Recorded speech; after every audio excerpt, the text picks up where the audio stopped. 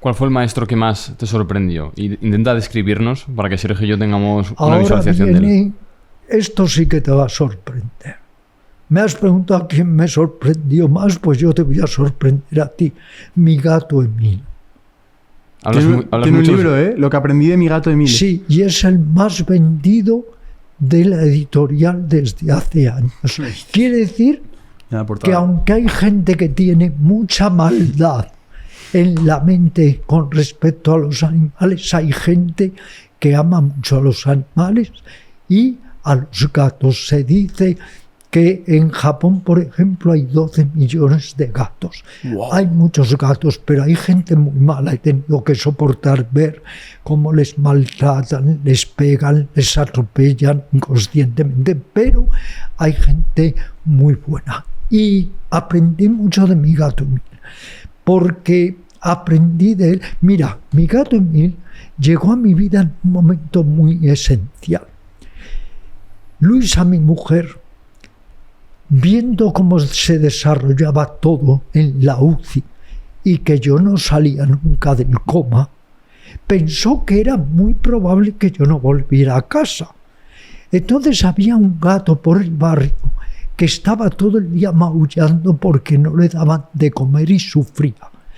Y Luisa lo cogió y lo trajo a casa, incluso ya casi sin esperanzas de que yo nunca conociera a Emil. Pero contra todo pronóstico, a los 2 meses salí del hospital. Llegué a casa. Maltrecho totalmente, me extendí, me dejé caer en la cama.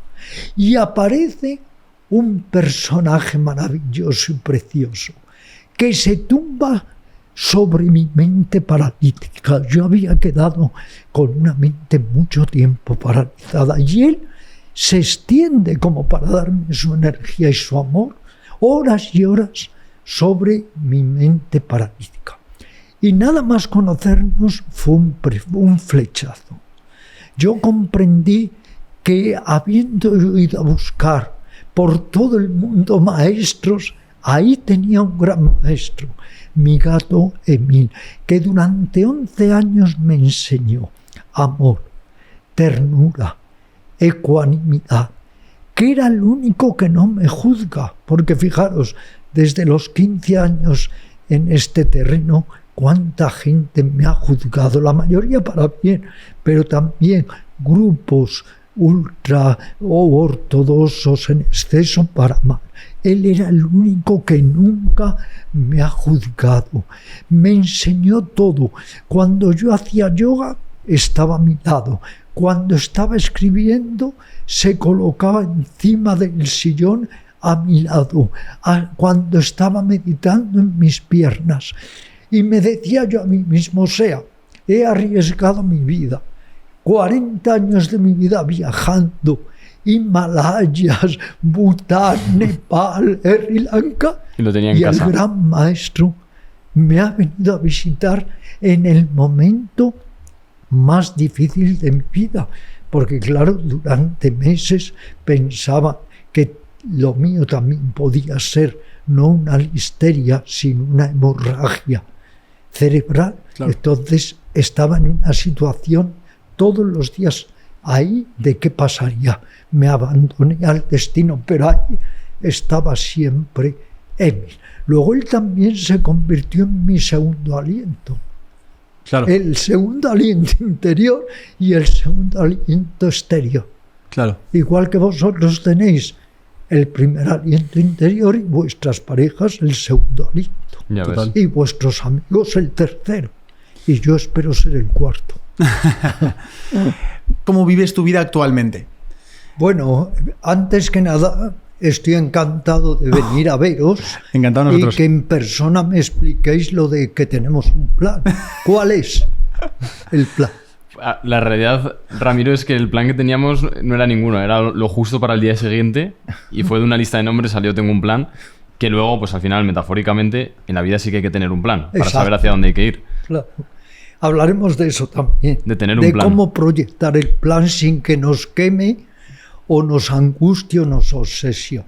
Qué bueno. Pues es un placer estar con vosotros, queridos amigos, E íbamos a hablar un poco de mi simple vida, ¿no? En la actualidad me proponías. Pues es muy simple. Yo ya soy un viejo yogi y soy encima un yogi urbanita. No tengo la fortuna ahora de vivir como vosotros en la montaña, aunque a mi edad debería ya írmelo planteando. Mi vida se limita a algo muy simple. Atiendo por la mañana los muchos mails que me llegan, escribo un poco, ya muy poco en comparación al haber escrito 250 libros que tengo publicados, ahora ya escribo poco. Empecé a escribir a los 15 años y he tenido una disciplina marcial en cuanto a escribir todos los días. Hago mis ejercicios de yoga, hago meditación y lo más emocionante, al atardecer me voy al retiro y trato de hacer footing con los muchos jóvenes que hacen footing allí y que te elevan por un lado la adrenalina y por otro lado te calman con la serotonina. Y después, pase lo que pase, el gran rito, lo más emotivo, lo más conmovedor, lo más entrañable, dar de comer a unos cuantos gatos callejeros que ya siempre vienen a mi portal para que les demos de comer. Así que una vida simple, como veis. ¿Y por qué dirías que haces lo que haces? ¿Por qué has llegado a este estilo de vida? Cuando yo tenía 15 años, tuve la gran fortuna, por un lado, de tener una madre que fue mi gran maestra, mi primera gurú, y que me llevó a compartir una serie de clases de yoga con un maestro indio que se había radicado en las afueras de Madrid. Eso por un lado. Por otro lado, ella también, como mi primera maestra, me enseñó la senda espiritual, me mostró esa inquietud que debería haber en todo ser humano de perfeccionarse, de mejorarse, en suma, de humanizarnos y sacar a flote lo mejor de nuestra ternura y de nuestra sensibilidad. Y por otro lado, tuve también la fortuna de que mi padre, que era un hombre hecho a sí mismo y que había tenido que huir de Burgos precipitadamente porque fusilaron a su padre, o sea, a mi abuelo, y a su hermano, o sea, a mi tío, él llegó a Madrid sin nada absolutamente, pero poco a poco aprendió por sí mismo a leer y se fue haciendo con una biblioteca excepcional de autodominio. Libros tales como fortalecer la voluntad, controlar la mente, conocerse a sí mismo.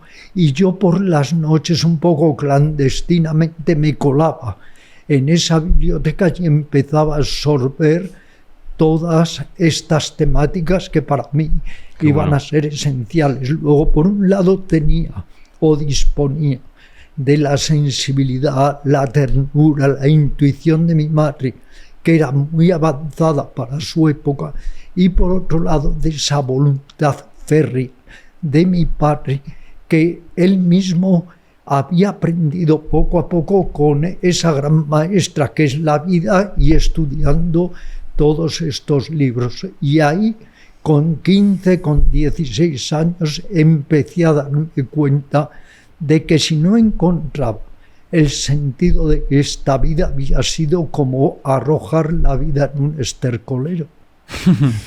Hablaremos de todo esto, hablaremos del propósito, hablaremos de hábitos para ser más feliz, hablaremos de cómo sufrir menos, que también es importante. Exacto. Y antes de todo eso, claro, decías al principio, yo soy un viejo yogi, simplemente, ¿no? Sí. Que hay bastante profundidad en eso. Ahora que está cerca de la muerte, ¿piensa mucho en ella? Os voy a decir antes que nada algo, y es que me he precipitado al decir que soy un viejo yo. Soy, como digo en mi novela El Fakir, un aprendiz de yogi. Okay. Ser un yogi es algo muy serio y todo el mundo se hace pasar por yogi. Pero ser un yogi es algo muy serio, y cuando los alumnos incluso me preguntan, Ramiro, ¿estás iluminado? Les contesto en tono jocoso, si estuviera iluminado iba yo a estar aquí. Estaría no sé dónde, me imagino. Entonces, soy, sí, un aprendiz de una serie de técnicas, de herramientas preciosas que vienen desde la más remota antigüedad para enseñarnos a sufrir menos. Al fin y al cabo, todos los seres sintientes, yo soy un gran defensor de los animales, todos los seres sintientes lo que queremos es ser dichosos y no sufrir. Y el yoga y el zen y el budismo y otras técnicas orientales de autorrealización nos procuran métodos, enseñanzas prácticas para por lo menos no añadir sufrimiento al sufrimiento. Como me decía un maestro, ¿acaso la vida no nos causa ya suficiente dolor para encima con nuestra mente neurótica añadir más sufrimiento al sufrimiento? Total.